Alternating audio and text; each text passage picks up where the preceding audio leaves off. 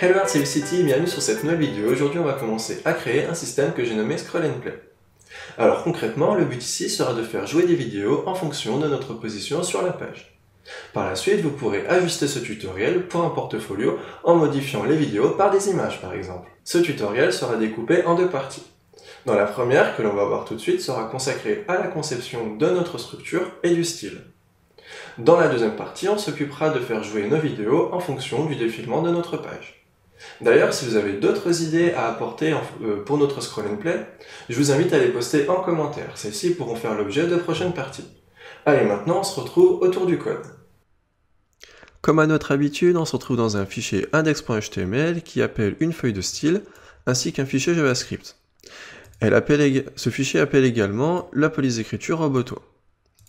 Aussi, j'ai déjà importé plusieurs assets, à savoir l'asset de notre tablette qui est une image, donc qui contiendra nos vidéos.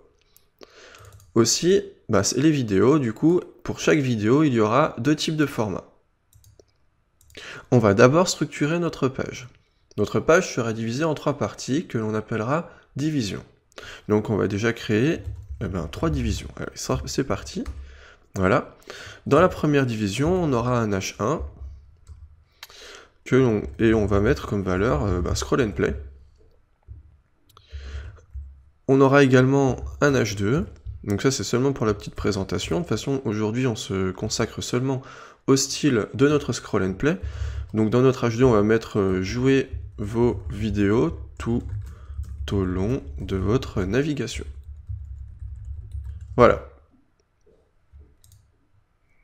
Alors on va afficher côté navigateur, voilà. Dans cette première section, il y aura également la tablette. Donc ici, ça sera pour notre image, l'image de la tablette. Et cette tablette contiendra aussi un enfant que l'on nommera Tab Wrapper. Donc ici, à l'intérieur de ce wrapper, il y aura nos vidéos. Donc c'est parti, on va créer déjà notre vidéo. Alors on va pas mettre de src tout de suite ici, par contre on va mettre des attributs à nos vidéos. Donc on veut que ces vidéos tournent en boucle, et on veut que le chargement se fasse de manière automatique. Donc ce qui veut dire qu'on va charger la vidéo pendant que la page se charge. Donc on va mettre un preload à auto.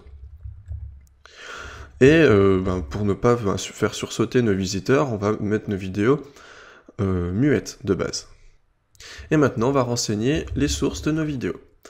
Donc src, elle se trouve dans le dossier vidéo, et la première vidéo du coup s'appelle 1.mp4.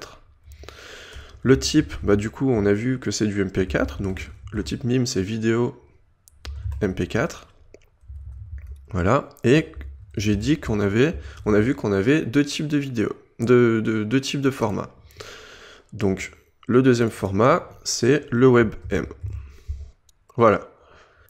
Donc, la structure de la page est très simple. Comme vous pouvez le voir, on a seulement trois sections. Dans la première section, on a un peu de contenu, et c'est là où il y aura notre tablette, qui contiendra, elle, nos vidéos. Maintenant, on va s'attaquer au style. Donc, on peut voir dans notre style que j'ai déjà du code. Donc, ce code, si vous avez déjà vu mes précédentes vidéos, c'est un code qui va nous permettre de reset un peu toutes les marges. Donc, ça va initialiser tout ce qui est padding, margin, sur tous les éléments. Eh bien, on n'aura pas d'espace. Alors, sachant qu'on a importé notre police Roboto avec plusieurs épaisseurs, on va pouvoir jouer dessus dans notre style. Donc, on va commencer déjà par renseigner notre police par défaut sur tout notre projet, donc dans toute la balise body. Et si cette police, dans le cas où elle n'existe pas, il y a eu un souci, on va mettre du sans serif. L'épaisseur, on va la mettre à 400 de la police, et la couleur sera blanc. Voilà. Maintenant, on va passer à notre tablette. Donc, concernant notre tablette, elle sera en position absolue, de façon à ce qu'elle puisse se balader un peu partout sur la page. Et le background, on va mettre du coup comme background, on va afficher l'image de la tablette, que l'on a vu tout à l'heure, qui se trouve du coup dans le répertoire image, et qui a comme nom tab.png. On ne répète pas cet objet-là, on veut qu'elle s'affiche qu'une seule fois, dans le cas où s'il y avait des débordements au niveau de notre largeur et hauteur. Alors au niveau des mesures, je les ai déjà prises, donc ici en largeur on mettra 764 pixels, et en hauteur 592. Voilà, De même pour le background size, 764 pixels, 592. Alors pour que l'on puisse voir ce qu'on fait, nos vidéos, on va pas les afficher déjà. Donc on va faire un display none, comme ça on verra mieux ce qu'on fait. Voilà, donc là on voit qu'on a notre tablette. Alors notre tablette, on va la positionner un peu vers le bas. Donc 60%, et sur la gauche, 50%. Sachant que sur la gauche, nous on veut que, sur l'axe des X, on veut que notre tablette soit centrée. Donc on met 50% sur la gauche, et on va faire une transformation, transform, et là on va translater sur l'axe des X de moins 50 pixels, de façon elle sera centrée sur l'axe des X. Voilà, on peut voir que là c'est centré. Voilà, maintenant que notre tablette contient bien notre vidéo, on va pouvoir l'afficher. Donc maintenant on voit que la vidéo, elle n'est pas bien affichée correctement dans notre tablette. Donc c'est normal, donc on va adapter tout ça. Déjà on va commencer par utiliser la propriété overflow et la mettre à hidden. De cette façon, notre vidéo sera coupée. Là si on affiche par exemple, pour voir un peu plus, une bordure, eh bien on peut voir que la vidéo prend en gros la taille de notre tablette. Mais c'est pas tout à fait vrai parce que notre vidéo continue à l'extérieur de l'écran, là du coup sur la droite. Ça coupe simplement notre vidéo si vous voulez. Alors maintenant c'est là que le wrapper va intervenir. Donc notre tab wrapper, donc rappelez-vous, notre wrapper qui est un enfant de notre tablette, lui va être en position relative. Et on va le décaler de 63 pixels du haut à partir de son parent, ici, et de 71 pixels, hop, 71 pixels, oups, à partir de la gauche. Décidément, voilà. On va également ajuster la largeur, donc 615 pixels ici, et en hauteur, 461 pixels. Alors pourquoi 461 pixels? Eh bien tout simplement parce que notre vidéo maintenant, on va lui attribuer une hauteur de 461 pixels aussi. Voilà, maintenant si on applique une bordure pour voir un peu ce qui se passe, donc border 1 pixel solid red, eh bien on peut voir que notre wrapper est bien centré dans le cadre en gros de notre tablette. Cependant, petit problème, c'est qu'ici, notre vidéo continue jusqu'à l'extérieur de notre petit cadre. Donc pareil que pour le parent, on va faire un overflow hidden. De cette façon, notre vidéo va être coupée. Voilà, et là notre vidéo rentre bien dans le cadre de notre tablette. Voilà, donc pour le style de la tablette, c'en est terminé. Donc on va revenir à nos petits H2 ici, H1 et H2. Donc on va les centrer déjà, donc H1 et H2, on veut qu'ils soient centrés. Donc texte, aligne, center. De même, donc pour le H1 maintenant, on va le personnaliser un peu. Alors avant de les personnaliser, on va plutôt s'intéresser aux sections pour qu'on y voie un peu plus clair, avec les couleurs. Donc nos sections, donc qui sont carrément des parents de tout ça, donc nos parties en gros de nos pages. On va leur mettre des paddings de 200 pixels sur l'axe des Y et de 64 pixels sur l'axe des X. Donc là maintenant, si on met une bordure, donc là si on met une bordure et que l'on met un background color de black par exemple,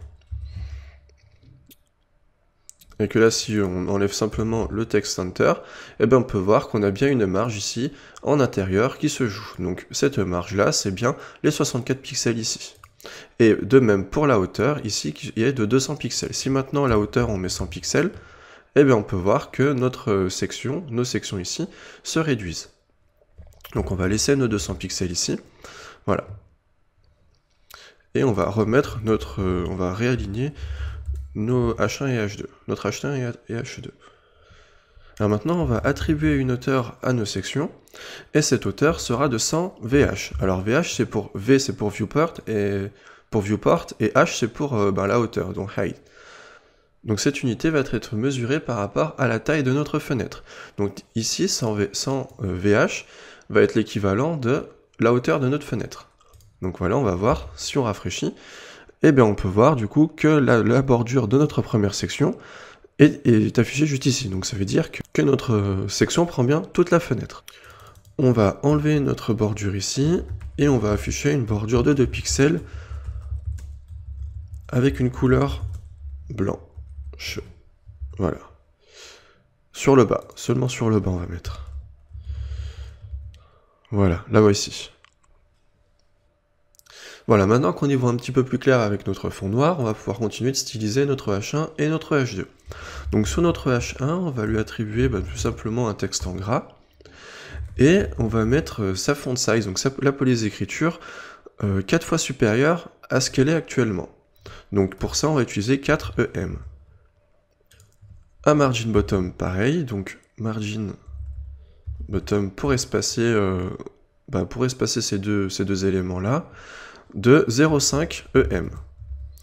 Donc, parce que 1 EM, si vous voulez, c'est l'équivalent de la police de base. Donc ici, la police de base, je crois que c'est 16 pixels. Donc si vous voulez, on peut tester. Hein. Sur notre H2, on va faire un exemple. Font size de 16 pixels. Voilà, donc là, si je rafraîchis, on voit que rien ne change. Voilà, rien ne change.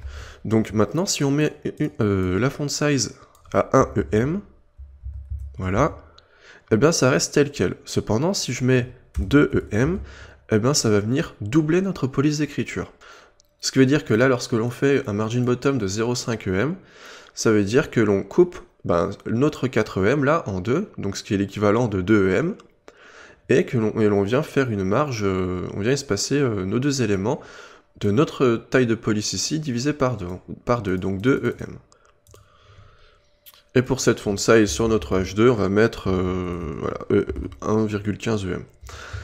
Aussi, sachant que l'on a bien importé notre police roboto avec l'épaisseur 400 et 300, et bien on va mettre une épaisseur à 300 pour que ça soit un peu plus fin. Maintenant, concernant notre section, eh bien, donc on va mettre pour notre section, la première section, donc ici, cette première section, donc first child,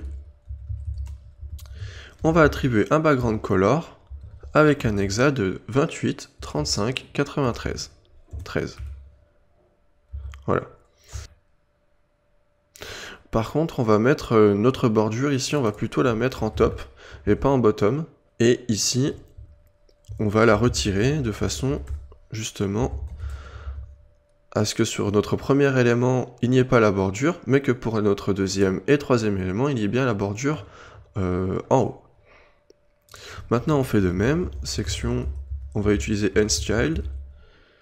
Donc pour notre deuxième section ici, eh bien pareil, on attribue une couleur, cette fois-ci de 00C853. Voilà. Et enfin, pour notre dernière section, last child, on attribue une couleur de C62828. Voilà. Donc ici, pour l'exemple, on utilise seulement 3 sections, mais à la fin de la deuxième partie, le code que l'on fera côté JavaScript nous permettra donc d'ajouter plusieurs sections. Donc là, on en a 3, mais si on voudra en ajouter 10, eh bien, ça sera possible. Parce qu'en plus de ça, le nom de nos vidéos, c'est tout simplement 1, 2, 3, enfin on verra ça dans la deuxième partie. Et grâce à ça, on va pouvoir, on va dire, scaler, mettre à l'échelle notre scroll and play en fonction de nos besoins. Alors, pour terminer cette première partie, on va s'occuper un peu de JavaScript, juste. Donc maintenant, ce que l'on va faire, c'est, lorsque l'on descend, eh bien, on veut que notre tablette, ici, s'accroche à notre écran, à partir d'un certain moment. Donc ici, on prendra la moitié d'une section. Donc ici, lorsque ici, donc on prend bien cette position-là, car c'est cette position-là que l'on utilisera, vraiment la position haute de notre fenêtre. Une fois qu'elle sera à cette hauteur-là, donc à la moitié d'une section, eh bien notre tablette nous suivra tout au long de la page.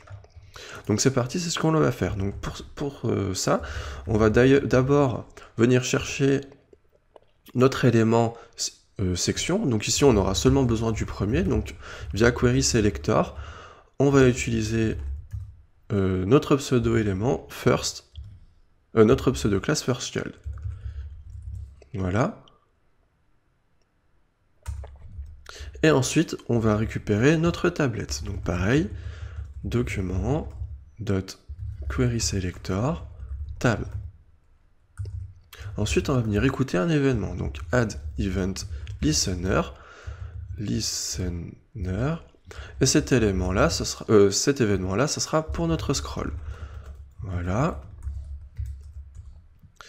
Donc lorsque l'on scroll, donc on va afficher tout ça, hein, console.log, window, et on va afficher donc notre position en Y de notre scroll. Voilà, donc maintenant, si on vient voir console.log, donc là apparemment il n'est pas d'accord que l'on prenne firstChild. Donc s'il n'est pas d'accord, on va tout simplement prendre une section, et ça prendra automatiquement, je pense, notre première section. Donc voilà, maintenant si on scroll, eh bien on voit bien que on écoute à chaque fois notre événement au scroll. Donc dès que l'on scroll sur la page, eh bien on voit bien la position actuelle de notre défilement. Alors maintenant, ce que l'on va faire, c'est qu'on va utiliser, on va utiliser section, et on va utiliser offset height pour la hauteur d'une section. Donc on va scroller un coup, et voilà, elle est de 715. Elle est de 715, et donc pour que l'on y voit un peu mieux, on va remettre en fait notre window page y offset, et là on va mettre page comme valeur, et ici on mettra section. Voilà. Donc maintenant si on scrolle, voilà, on voit bien que notre page est à 166 pixels, et là plus on avance, plus le nombre de pixels s'incrémente aux côtés de la page. Voilà. Et là, donc si, par exemple, au niveau je redimensionne la taille de ma console, eh bien, la valeur de la hauteur de la section s'ajuste également parce qu'on a décidé d'utiliser la valeur VH, donc ça prend la hauteur de la fenêtre ici, donc du coup, ça prendrait que cette partie ici. Donc comme on a vu tout à l'heure, nous l'idée c'est que lorsque l'on arrive à un défilement qui est l'équivalent un peu à la moitié d'une section, de la première section, donc ici, eh bien on veut que notre tablette se fixe à l'écran. Donc pour ça, il suffit simplement de faire une petite condition. Donc si la position dans notre page sur l'axe DY, est supérieure à la hauteur d'une section divisé par 2, donc la moitié de la hauteur, eh bien on va venir ajouter une classe à notre élément table, donc à notre tablette, via class list, et la méthode add, on ajoute la classe fixed. Sinon, on retire cette classe fixed. Voilà. Hop, donc si on fait un petit test, on regarde ce qu'il en est dans le DOM au niveau de notre tablette. Si on scroll, et là, hop, on a notre classe fixed qui vient s'ajouter à notre tablette. Donc cette classe fixed, on va la styliser. Alors on va la mettre au niveau du wrapper, voilà. Donc on enlève la console, et c'est parti. Donc notre classe fixed, donc tab fixed, on la met en position fixed. On va la centrer carrément sur l'axe des Y et sur l'axe des X, on la centrera, donc elle sera vraiment en plein milieu de notre page. Donc en top 50% et en left 50%, on utilise la propriété transform pour faire une translation de moins 50% du coup, et moins 50%. De cette façon, notre tablette sera centrée. Donc on va voir, on descend, et là, hop, elle vient nous suivre, elle nous accompagne tout au long de notre défilement. Et lorsque l'on remonte, eh bien, elle se repositionne à son état d'origine. Voilà, donc ça en est terminé pour le code de cette première partie. Donc le but ici, c'était simplement de faire notre style et la structure, pour que par la suite, lorsque l'on attaquera concrètement notre code JavaScript pour faire jouer nos vidéos en fonction de notre navigation sur la page, eh bien on ne soit pas perdu. Voilà, donc l'idée des sections ici, ça permet également d'avoir un repère tout au long de notre navigation.